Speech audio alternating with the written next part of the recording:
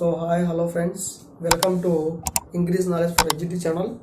So చూడండి, మనము గత క్లాసులలో మొత్తం మనము ప్రవర్తనవాద సిద్ధాంతం గురించి చెప్పుకున్నాం. దాన్ని మనం సంస్కారికవాద సిద్ధాంతం అని చెప్తున్నాం. సో అందులో ఉన్నటువంటి సిద్ధాంతాల్లో మనం ఒక్కొక్క దాని గురించి కూడా డిస్కషన్ చేయడం అనేది జరిగింది. ఇప్పుడు మీకు ఒక విషయం చెప్పడం ఏంటంటే, సో చూడండి, చాలా యూట్యూబ్లలో కేవలం మనకు పీడిఎఫ్ ముందర పెట్టి చెప్పడము కానీ, లేకపోతే టెక్స్ట్ బుక్ ముందర పెట్టి చదవడం ద్వారా కానీ, లేకపోతే ఏదో బోర్డు మీద రాసి 4 విషయాలు చెప్పడం కానీ, సో ఏదో ఒకటి క్లాస్ వేసి చెప్పడం కానీ, సో ఆ విధంగా చెప్పడం అనేది జరుగుతూ ఉంది. కానీ మేము ఏం చేసినామంటే డిఫరెంట్గా ఆలోచించి మీకు కోచింగ్ సెంటర్లో ఏ విధంగా అయితే టాపిక్లు 6th నుంచి 10th వరకు తీసుకుపోతే బాగుంటుంది, ఒకటే టాపిక్ ఒకటే చోటు ఉంటే నేర్చుకోవడానికి ఈజీగా ఉంటుందని చెప్పేసి మా ప్రయత్నం మేము చేస్తున్నాం. ఇది మీరు గుర్తించాలి. సో చూడండి, వేరే వాళ్ళకి మాకు డిఫరెన్స్ ఇదే మీరు గుర్తించాలి. సో చూడండి, మేము ప్రవర్తనవాదుల గురించి చెప్పినాము. ఆ విధంగానే ఇంట్రడక్షన్ పార్ట్లో కూడా మొత్తం చెప్పుకుంటూ వచ్చినాం. సో ఇప్పుడు మనము గెస్టాల్ట్ వాదుల కాడికి వచ్చినాం. వీళ్ళ గురించి సో గెస్టాల్ట్ వాదులో మనకు ఒకటే ఒక సిద్ధాంతం మనకు అకాడమిక్ టెక్స్ట్ బుక్లో ఉంది. ఇది చెప్తే మనకు గెస్టాల్ట్ వాదం అయిపోతుంది. చూడండి, అంతర్దృష్టి అభ్యాసం. సో మనకు ఇంతవరకు చెప్పుకున్నటువంటి ప్రవర్తనవాదాలకు సంబంధించినటువంటి అది నేర్చుకుంటే పిల్లవాళ్ళకు ఏర్పడేటువంటి ఆలోచనలు ఏ విధంగా ఉంటాయి? జంతు ఆలోచనలు ఉంటాయి, సరళ ఆలోచనలు ఉంటాయి, యాంత్రిక ఆలోచనలు ఉంటాయి. అంటే ఎటువంటి ప్రజ్ఞ అనేది ఉండదు, ఎటువంటి మేధస్సు అనేది ఉపయోగించరు, ఎటువంటి వివేకం అనేది ఉండదు, ఎటువంటి వివేచన అనేది ఉండదు. కాబట్టి గుర్తుపెట్టుకోండి, ఇక్కడ మనకు అంతర్దృష్టి అభ్యాసంలో సో చూడండి, ఈ అంతర్దృష్టి అభ్యాసం కో ఆపోజిట్ ఏదానికంటే గుర్తుపెట్టుకోండి, అంతర్దృష్టి అభ్యాసం కో ఆపోజిట్ ప్రవర్తనవాద సిద్ధాంతాలు. ప్రవర్తనవాద సిద్ధాంతాల్లో కూడా ఇంకా డెప్త్కి వెళ్తే ఫుల్ ఆపోజిట్ దేనికంటే యత్నదోష సిద్ధాంతం. ఎందుకు బ్రదర్ యత్నదోష సిద్ధాంతానికి ఇది ఫుల్ ఆపోజిట్ అంటే చూడండి, ఎందుకంటే యత్నదోష సిద్ధాంతం నుంచే మనకు ఆర్ టైప్ రావడం జరిగింది, ఎస్ టైప్ కూడా రావడం జరిగింది. కాబట్టి గుర్తుపెట్టుకోండి, ఈ అంతర్దృష్టి సిద్ధాంతం ఆ బేసిక్గా ఉన్నటువంటి ఎస్ఆర్ టైప్ సిద్ధాంతానికి పూర్తి వ్యతిరేకం. అంటే దీని ప్రకారం చెప్పుకుంటే మనము ఇది గెస్టాల్ట్ వాద సిద్ధాంతాలు. ఇది ఏ సిద్ధాంతాలు? ఇవి గెస్టాల్ట్ వాద సిద్ధాంతం. సో గుర్తుపెట్టుకోండి, గెస్టాల్ట్ వాద సిద్ధాంతం. సో గెస్టాల్ట్ వాద సిద్ధాంతంలో మనకు అభ్యాసం సిద్ధాంతంలో ఇది ఒక్కటి ఉండమని జరిగింది. ఇది ఫుల్ ఆపోజిట్ మిగతా మూడింటికి. అందులో కూడా ఇంకా డెప్త్కి వెళ్తే ఇంకెవరికైనా ఆపోజిట్ ఉందంటే ఎస్ఆర్ టైప్ సిద్ధాంతానికి. అది ఎందుకో మీకు ముందర కాన్సెప్ట్లో పెట్టేటప్పుడు ఇంకా నీకు నీట్గా చెప్తాను, గుర్తుపెట్టుకోండి. గెస్టాల్ట్ వాద సిద్ధాంతం గురించి ఇప్పుడు మనం చెప్పాలి. ఇందులో వచ్చేటువంటి మనకు ఆలోచనలు సంజ్ఞానాత్మక ఆలోచనలు. మీకు ఫస్ట్ ఇంట్రడక్షన్లో చెప్పాను, సంజ్ఞానాత్మక ఆలోచనలు అనేవి ఉంటాయి వీటిలో. దాంట్లో అయితే సరళ ఆలోచనలు, యాంత్రిక ఆలోచనలు, జంతు ఆలోచనలు ఉంటాయని ఫస్టే చెప్పిన నేను ఇంట్రడక్షన్లో చెప్పడం జరిగింది. ప్రతి పాటలో కూడా చెప్తున్నా అక్కడ. ఇక్కడ వచ్చేసరికి సంజ్ఞానాత్మకమైన ఆలోచనలు అనేవి ఉంటాయి.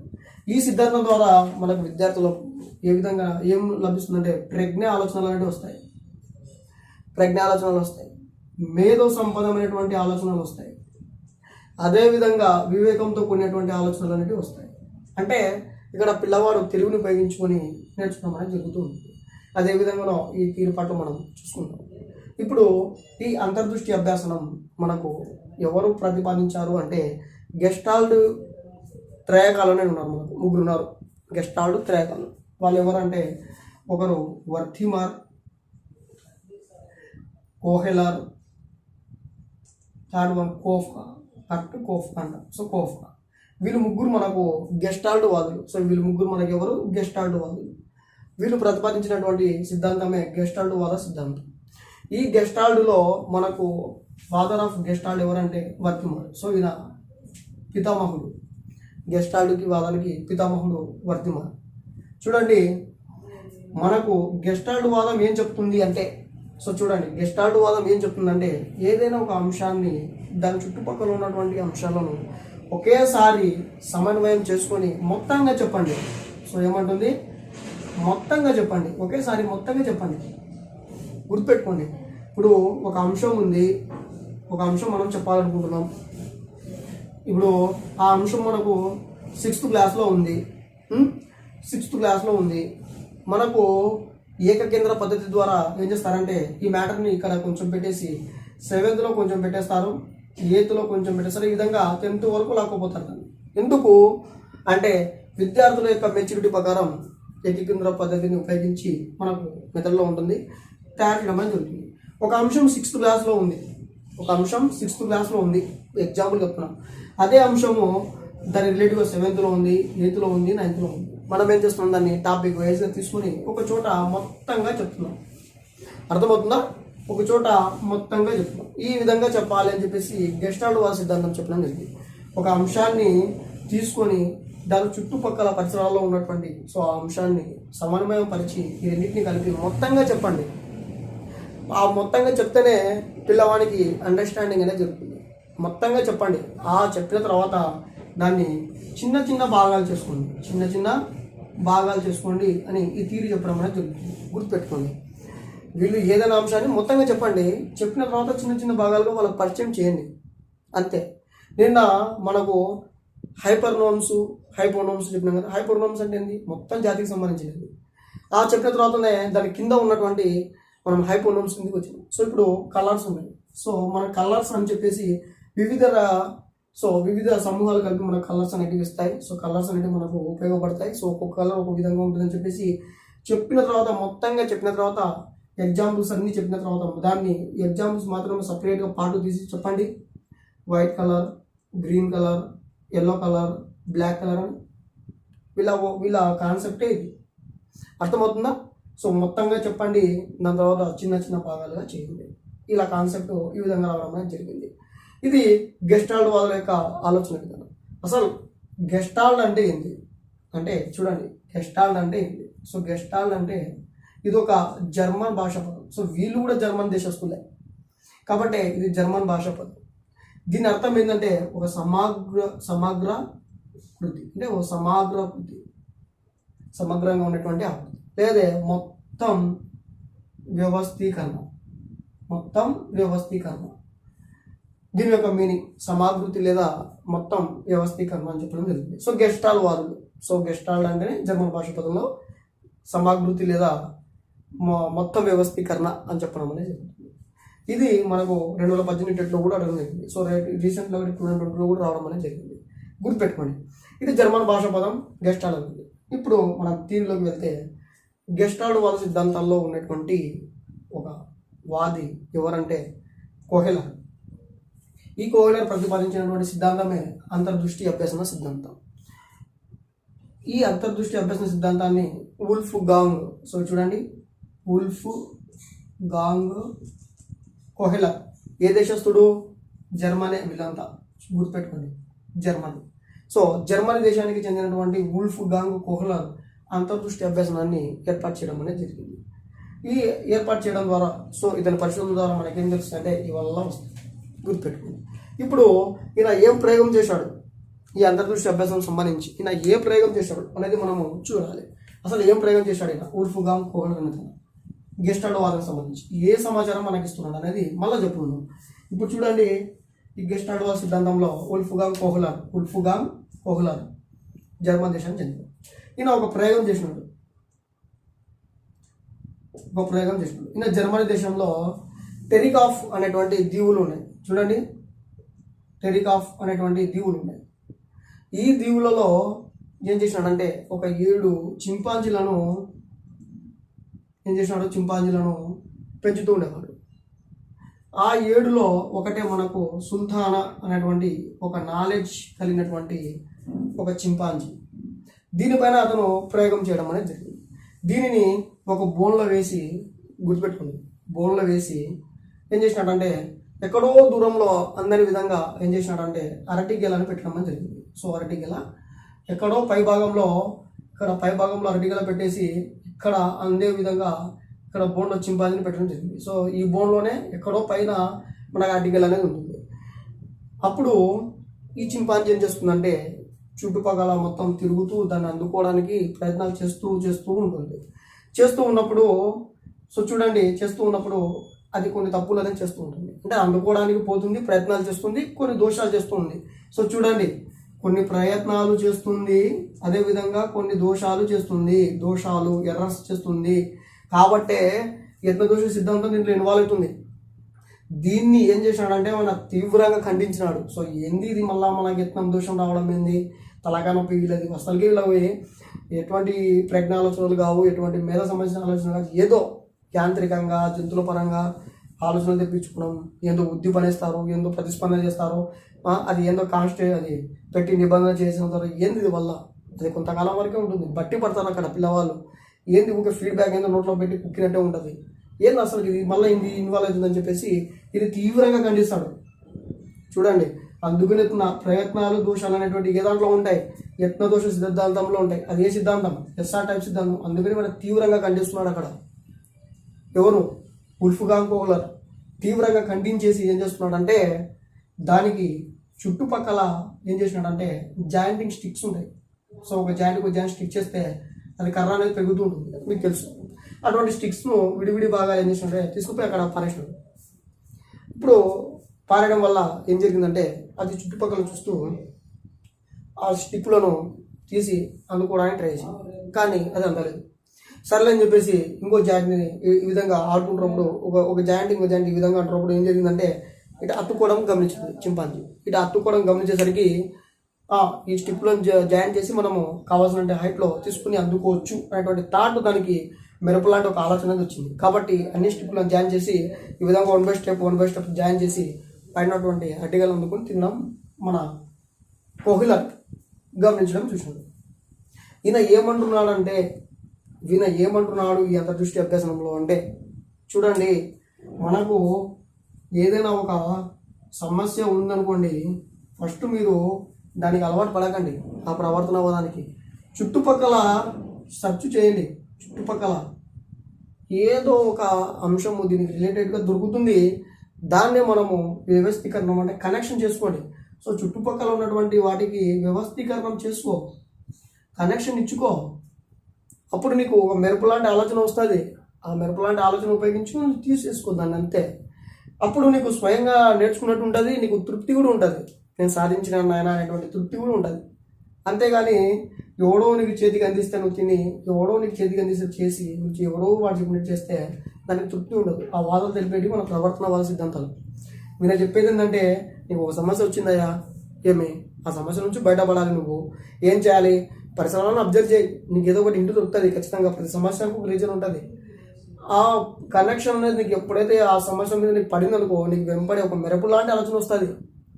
ఎందుకంటే నీకు ప్రజ్ఞ ఉంది కాబట్టి ఒక మెరుపు లాంటి ఆలోచన వస్తుంది. ఆ ఆలోచన ఉపయోగించి నా సమస్యకు పరిష్కారం చేసుకో అంటున్నాడు మన ఉల్ఫ్గాంగ్ కోహ్లర్. గుర్తుపెట్టుకోండి. కాబట్టి ఈ సిద్ధాంతంలో మనకు ఆ చింపాంజీ అటువంటి మెరుపు లాంటి ఆలోచన చేయడం జరిగింది, దాన్ని కనెక్షన్ చేసుకోవడం జరిగింది, ఆర్టికల్ తీసుకోవడం తినడం అనేది జరిగింది. ఈ అంతర్దృష్టి అభ్యాసనం అనేది మనకు అకార్డింగ్ టు పియాజే. సో మనకు జీన్ పియాజే ఉన్నాడు కదా, స్విట్జర్లాండ్కి చెందినటువంటి జీన్ పియాజే. సో ఆయన చెప్పినటువంటి సిద్ధాంతం మనకు తర్వాత చెప్పుకుందాం. ఈ జీన్ పియాజే ప్రకారము మనకు గుర్తుపెట్టుకోండి, అంతర్దృష్టి అభ్యాసనం అనేది మనకి ఎప్పుడు ఏర్పడుతుంది? అంతర్దృష్టి అనేది అంటే మనకు సంవత్సరంన్నర నుంచి 2 సంవత్సరాల కాలంలో మనకు అంతర్దృష్టి అనేది పిల్లలలో ఏర్పడడం అనేది జరుగుతుంది. చూడండి, మన మనుషులం. ఈ అభ్యాస సిద్ధాంతాలు మనకు ఏ విధంగా ఉండాలి? ఆలోచన పరంగా ఉండాలి, సంజ్ఞానాత్మక ఆలోచన పరంగా ఉండాలి, మేధోపరంగా ఉండాలి, వివేకంతో ఉండాలి, ప్రజ్ఞను ఉపయోగించుకోవాలి. సో ఆ ప్రజ్ఞ ఎప్పుడు ఏర్పడుతుంది? 1.5 సంవత్సరాల నుంచి 2 సంవత్సరాలు, అంటే నెలల్లో తీసుకుంటే 18 నెలలు. సో 24 నెలల మధ్య మనకు ఏర్పడుతుంది అని చెప్పేసి మనకు ఇక్కడ మనకు ఇంద్రియ చాలక దశలోనే మనకు పియాజే చెప్పినాడు. సో అప్పుడు వచ్చిన నేను కూడా చెప్తా. సో కాబట్టి ఈ విధంగా చెప్పడం అనేది జరిగింది. సో చూడండి, మనకు ఈ అంతర్దృష్టి అభ్యాసనం అనేది క్రియేటివిటీస్ అనేది పెంచుతానని చెప్పినాం కదా. బట్టి విధానం ప్రోత్సహించేది ఇది, క్రియేటివిటీని పెంచుతుంది. కాబట్టి మనకు దీనికి పార్ట్ను మనకు సృజనాత్మకతలో మనకు దశలు ఉన్నాయి. అందులో కూడా ఒక దశను మనము అంతర్దృష్టి తీసుకోవడం అనేది జరిగింది. గుర్తుపెట్టుకోండి, అంటే అంత ఇంపార్టెన్స్ ఉంది మనకు దానికి. కాబట్టి సృజనాత్మకతలో కూడా ఒక దశకి ఇవ్వడం జరిగింది. పియాజే ఎప్పుడు ఏర్పడుతుందని చెప్పాడు? 18 నెలల నుంచి 24 నెలలు లేదా 1.5 సంవత్సరం నుంచి 2 సంవత్సరాల మధ్య కాలంలో మనకు ఈ అంతర్దృష్టి అనేది ఏర్పడుతుంది. సో మానవులో ఉంటుంది, దాన్ని మనం పదును పెట్టండి, మెరుపు లాంటి ఆలోచన వస్తుంది, ఉపయోగించుకోండి అని చెప్తున్నాడు. ఎగ్జాంపుల్ తీసుకుంటే చూడండి, మనకు ఎగ్జాంపుల్ ప్రకారం తీసుకుంటే ఒక సినిమా ఉందండి, ఒక మూవీ ఉంది. మూవీని మన సినిమా హాల్లోపై కూర్చొని చూస్తాం. దాదాపు 2.5 గంటల వరకు చూసినాం అనుకోండి. సో సగటున మనకు ఒకటే మ్యాటర్ ఇక్కడనే చేస్తారు మూవీ అనేది. అంటే ఇప్పుడంటే పార్ట్ 1 పార్ట్ 2 వస్తున్నాయి. సో ఇంతకుముందు అయితే లేవు కాబట్టి మనకు ఈ మూవీస్ అనేది సినిమా హాల్కి వెళ్తే ఒక కంప్లీట్ స్టోరీని ఒకటే చోట ఇచ్చేస్తుంది. అర్థమవుతుందా? తర్వాత ఇంకొక ఎగ్జాంపుల్ తీసుకుంటే మనకి సీరియల్స్ ఉన్నాయి. సో ఎక్కువగా లేడీస్ చూస్తారు కదా, సీరియల్స్ ఉంటాయి. ఈ సీరియల్స్ మనకు రోజొక పాటు అనేది జరుగుతూ ఉంటుంది. ఇది ఎప్పుడైపోతుందో తెలియదు. భాగాలుగా విడిగొట్టుకుంటూ పోతూనే ఉన్నాం. సో ఇదొక రోజు ఎపిసోడ్ అంట, రేపు ఒక ఎపిసోడ్ అంట, రేపు ఏం జరుగుతుందో కూడా మళ్ళీ తెలియదు. మళ్ళీ అదొక టెన్షన్. సో చూడండి, ఈ విధంగా మనకు సీరియల్స్ అనేవి ఉంటాయి. వాళ్ళ ఎంకరేజ్మెంట్ చేసేది ఈ సినిమాలో నాలెడ్జ్కే. ఈ నాలెడ్జ్ మనకు వద్దు నాయనా, ఈ నాలెడ్జ్ని ఒకటేసారి తీసుకుందాము, ఒకటేసారి నేర్చుకుందాము అంటున్నాను. కాబట్టి ఇది కోవలర్కి సంబంధించి. ఇంకోటి మీకు ఇక్కడ వ్యవస్థీకరణ అంటారు కదా. సో ఇక మనకు ప్రత్యక్ష వ్యవస్థీకరణ అనేటువంటిది ఒకటి ఉంది. ప్రత్యక్ష వ్యవస్థీకరణ అనేది ఏ సిద్ధాంతంలో ఏర్పడుతుంది అనేటువంటి క్వశ్చన్ కూడా రావడం జరిగింది. ఏ సిద్ధాంతంలో? అంతర్దృష్టి అభ్యాసన సిద్ధాంతంలో. అసలు ప్రత్యక్ష వ్యవస్థీకరణ అంటే ఏంటి? వ్యవస్థీకరణ అంటే కనెక్షన్ అనేది వరకు చెప్తూనే ఉన్నాం. ప్రత్యక్షంగా అంటే మన కళ్ళ ముందర ఉన్నది. ఇప్పుడు చూడండి, మనకు ఇందాకనే చెప్పినాం కదా. సో చుట్టుపక్కల ఏదో ఒకటి మనకు సమస్య వచ్చిందనుకోండి, లేకపోతే మనకు ఒక సమస్య ఏదో ఒకటి వచ్చినప్పుడు దాన్ని మనం ఏం చేస్తాం? చుట్టూ ఉన్న పరిసరాలకు కళ్ళ ముందర కనిపిస్తూ ఉండాలి. అది ఖచ్చితంగా కళ్ళ ముందర కనిపిస్తూ ఉండాలి.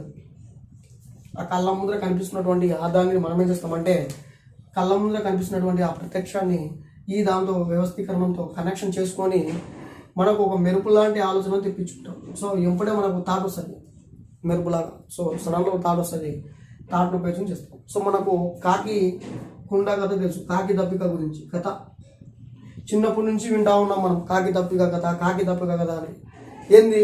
ఒక కాకి ఉంటుంది, కుండలో నీళ్ళు చూసేసరికి అడుగు భాగంలో ఉంటాయి, దాన్ని రాళ్ళు వేస్తుంది, తాగుతుంది. సో ఈ కథను మనం చూసుకుంటే చూడండి, కాకి దప్పిక కథలో ఒక కుండ, సో కుండను తీసుకుంటే సో చూడండి, ఇది ఒక పాట్ ఉంది అనుకోండి, దీని మీద ఒక కాకి వచ్చి కూర్చుంది అనుకోండి, అడుగు బాగానే నీళ్ళు ఉంటాయి. ఈ విధంగా అడుగు బాగానే నీళ్ళు ఉన్నప్పుడు పాపం దీనికి అందదు. ఇప్పుడు ఇది నిరుత్సాహపరిస్తే సమస్యకు పరిష్కారం అనేది రాదు. కాబట్టి చుట్టుపక్కల ప్రత్యక్షంగా చూస్తూ ఉంటుంది, దీనికి ఏమైనా పరిష్కారం దొరుకుతుందా అని. ఎక్కడో దూరంగా మనకు ఈ విధంగా రాళ్ళు పడడం అనేది చూస్తూ ఉంది. దానికి ఈ రాయికి ఈ కుండకి దీనిలో ఉన్న నీటికి ఏం చేస్తుందంటే కనెక్షన్ చేయడానికి చూస్తుంది. అంటే వ్యవస్థీకరణం చూడడానికి చూస్తుంది, వ్యవస్థీకరణం చేయడానికి ట్రై చేస్తుంది. వ్యవస్థీకరణం ట్రై చేయడానికి అంటే కనెక్షన్ చేయడానికి ట్రై చేస్తూ ఉన్నప్పుడు ఎందుకు ఇది కంటి ముందర కనిపిస్తుంది కాబట్టి, ప్రత్యక్షంగా కనిపిస్తుంది, సమస్య ఉంది, పరిష్కారం కూడా ఆలోచించారు కాబట్టి ఈ రాళ్ళ వైపు చూస్తూ దానికి ఒక మెరుపు లాంటి ఆలోచన వచ్చింది. ఏమొచ్చింది? ఇందులో ఉన్నటువంటి రాళ్లను ఒక్కొక్కటి తీసుకుపోయి దీనిలో వేస్తే, ఒక్కొక్కటిగా వేస్తే నీళ్లు ఏమన్నా పైకి వస్తాయా? ఈ విధంగా వేస్తూ ఉంటే నీళ్ళు ఏమన్నా పైకి వస్తాయా? ఒకసారి ట్రై చేద్దామా అనేటువంటి థాట్ దానికి మెరుపులాగా వచ్చింది. రాళ్ళను ఒక్కొక్కటి తీసుకొచ్చి దానిలో వేసింది, నీళ్లు పైకి రావడం జరిగాయి, తాగింది, వెళ్ళిపోయింది. ఇది మనం చిన్నప్పటి నుంచి అవుతాం. దీనికి గల కారణం దానిలో ఉన్నటువంటి అంతర్దృష్టి. సో దానికి ఉన్నటువంటి ప్రత్యక్ష వ్యవస్థీకరణ నాలెడ్జ్ గుర్తుపెట్టండి, ఒక మెరుపు లాంటి ఆలోచన. కాబట్టి ఈ విధంగా మనం చెప్పడం జరిగింది. ఇంకొక ఎగ్జాంపుల్ తీసుకుంటే మనకు న్యూటన్ ఉన్నాడు. సో న్యూటన్ యాపిల్ చెట్టు కింద కూర్చున్నప్పుడు యాపిల్ తన తలపై పడుతుంది. పడితే తీసుకుని తిన్నాడా? తినలేదు. అసలు ప్రత్యక్షంగా అతని చేతిలో ఉంది, అతని చేతిలో యాపిల్ అనేది ఉంది, ప్రత్యక్షంగా కంటికి కనిపిస్తుంది. ఎందుకు ఇది కిందే పడింది అనేటువంటి సమస్య వచ్చింది కదా. ఎందుకు కిందనే పడింది, ఇది పైకి పడవచ్చు కదా అనేటువంటి సమస్య అతనిలో ఉంది. వెంటనే ఈ ప్రత్యక్షంగా కనిపించేటువంటి యాపిల్కి, ఈ భూమికి, అతనిలో ఉన్నటువంటి మెదడుకి కనెక్షన్ చేసుకోవడం జరిగింది. సో వ్యవస్థీకరణ చేయడం జరిగింది, కనెక్షన్.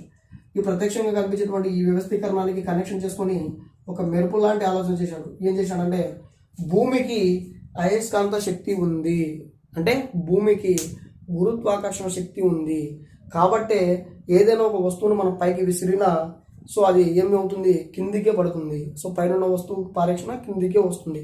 భూమికి వ్యతిరేక శక్తి ఉంది కాబట్టి మనకు, సో గురుత్వాకర్షణ శక్తి ఉంది కాబట్టి మనకు ఆ యాపిల్ పండు కింద పడిందని చెప్పేసి గురుత్వాకర్షణ శక్తిని కనుక్కోయింది ఆయననే. దాంతోపాటు 3 నియమాలు కనుక్కున్నాడు. సో 3 నియమాలు కూడా మనకు ఎక్కడ ఫిజిక్స్లో వస్తాయి. అక్కడ మనం చెప్పుకోవడం అనేది జరుగుతుంటుంది. సో ఎగ్జాంపుల్ వచ్చేసి మనకు ఈ విధంగా అంతర్దృష్టి అభ్యాసనం అనేది ఉండడం అనేది జరిగింది. ఈ అంతర్దృష్టి అభ్యాసనం ఉపయోగించుకొని మన మెథడాలజీలో ఏమైనా ఉన్నాయండి. సో చూడండి, అంతర్దృష్టి అభ్యాసం చూసుకుని మన బోధన పద్ధతిలో చూసుకుంటే మనకు మెయిన్గా చూడండి సమస్య పరిష్కార పద్ధతి ఉంది. సో సమస్య పరిష్కార పద్ధతి చూడండి, సమస్య పరిష్కార పద్ధతి అనేది మనకు విద్యార్థి కేంద్రీకృత పద్ధతి. ఈ పద్ధతి ఈ అంతర్దృష్టి అభ్యాసం బేస్ చేసుకుని ఏర్పడడం జరిగింది. నెక్స్ట్ మనకు ఆర్మ్స్ట్రాంగ్ ప్రతిపాదించినటువంటి యూస్టరిక్ మెథడ్, అంటే దాన్ని మనం అన్వేషణ పద్ధతి అంటాం. అన్వేషణ పద్ధతి ఎవరు ఆర్మ్స్ట్రాంగ్ ప్రతిపాదించడం జరిగింది. ఈ అన్వేషణ పద్ధతి కూడా మనకు అంతర్దృష్టి అభ్యాసం నుంచి తీసుకోవడం జరిగింది. అదేవిధంగా కిల్ ప్యాట్రిక్ ప్రతిపాదించినటువంటి ప్రాజెక్ట్ మెథడ్ ఉంది, దాన్ని మనం ప్రకల్పన పద్ధతి అంటాం. సో ప్రకల్పన పద్ధతి లేదా project method. So project method ఇది కూడా మనకు విద్యార్థి కేంద్రీకృత పద్ధతి బోధన పద్ధతుల్లో, ఇది కూడా మనకు విద్యార్థి కేంద్రీకృత పద్ధతి. సో మనం బోధన పద్ధతిలో చెప్పుకున్నాం. అది ఈ మూడు కూడా మనకు అంతర్దృష్టి అభ్యాసం కింద నుంచి రావడం అనేది జరిగింది.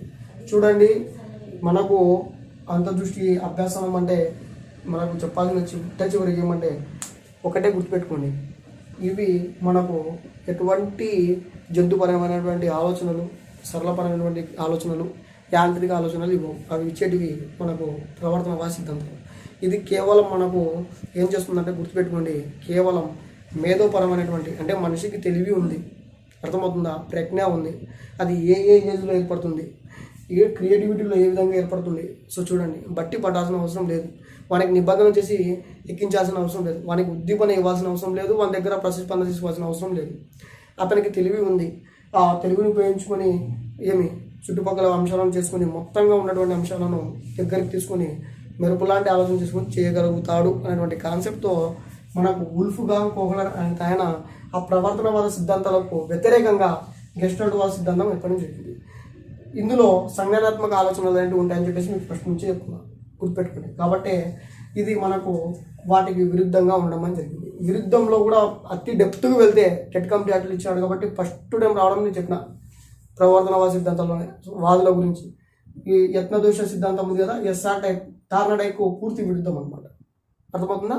మీకు ఆప్షన్లో గెస్టాల్ట్ వాద సిద్ధాంతాలు లేదా అంతర్దృష్టి అభ్యాసం సిద్ధాంతం అనేది కింది వాటిలో వేటికి వ్యతిరేకం అని చెప్పేసి శాస్త్రీయ నిబంధనం, కార్యసాధక నిబంధనం, ఎస్ఆర్ టైప్ నిబంధనం, పరిశీలనవాదం అని ఇచ్చాడు అనుకోండి, మీరు 3 ఉన్నాయి కదా అని చెప్పేసి మీరు కన్ఫ్యూజ్ కాకండి.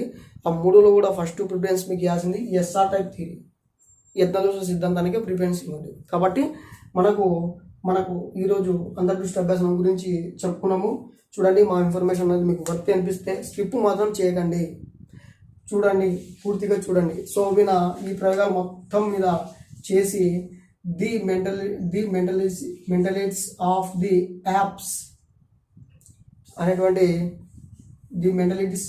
యాప్స్ అనేటువంటి గ్రంథాన్ని కూడా రాయడం అనేది జరిగింది. చూడండి, మొత్తం మనకు ఈరోజు ఉన్నటువంటి ఇన్ఫర్మేషన్, దీంతో మనకు గెస్టాల్ట్ వాద సిద్ధాంతంలో ఉన్నటువంటి ఒక అభ్యాసం సిద్ధాంతం, అంతర్దృష్టి అభ్యాసం సిద్ధాంతం అనేది మనకు ది మెంటలిటీ ఆఫ్ ది యాప్స్ అనేటువంటి గ్రంథం రచించారు కదా. సో దీంతో మనకు అంతర్దృష్టి అభ్యాసం అనేది క్లోజ్ కావడం జరుగుతుంది. సో వీడికి మనకు గెస్టాల్ట్ వాదలో సంబంధించినది. సో కోఫ్కా అది కూడా మనకు న్యూగా బీఈడీలో ఉంది కాబట్టి కోఫ్కా అభ్యాసనం, దాని గురించి కూడా ఒకరోజు కాన్సెప్ట్ తీసుకొని చెప్తాం. సో కోఫ్కా యొక్క అభ్యాసన సిద్ధాంతం సో ఒకరోజు చెప్పుకుందాం. నెక్స్ట్ ఇవి ఈరోజు మనకు గెస్టాల్ట్ వాదకు సంబంధించి. మీకు ఇన్ఫర్మేషన్ వర్త్ అనిపిస్తే లైక్ చేయండి, షేర్ చేయండి అండ్ కామెంట్ చేయండి. సో అలాగే మీ ఫ్రెండ్స్కి కూడా సబ్స్క్రైబ్ చేయించుకోండి. మేము డిఎస్సి వరకు క్లాస్ అనేది ఫ్రీగా కంటిన్యూ చేస్తున్నాం. అదేవిధంగా మీకు టెస్ట్లో ఎక్కడ అందిస్తున్నామంటే టెలిగ్రామ్లో ఎప్పటికప్పుడు ఆన్లైన్ క్లాసులు జరిగేటువంటివి మీకు అందిస్తూ ఉన్నాం. కాబట్టి మీరు అక్కడ కూడా రావాల్సింది కోరుతున్నాం. సో చూడండి, మమ్మల్ని సపోర్ట్ చేయండి. సో మిమ్మల్ని మేము డిఎస్సి వరకు లాక్కు వెళ్ళడానికి ట్రై చేస్తూ ఉంటాం. సో ఇన్ఫర్మేషన్ వర్త్ అనిపిస్తే సపోర్ట్ చేయండి. Thank you.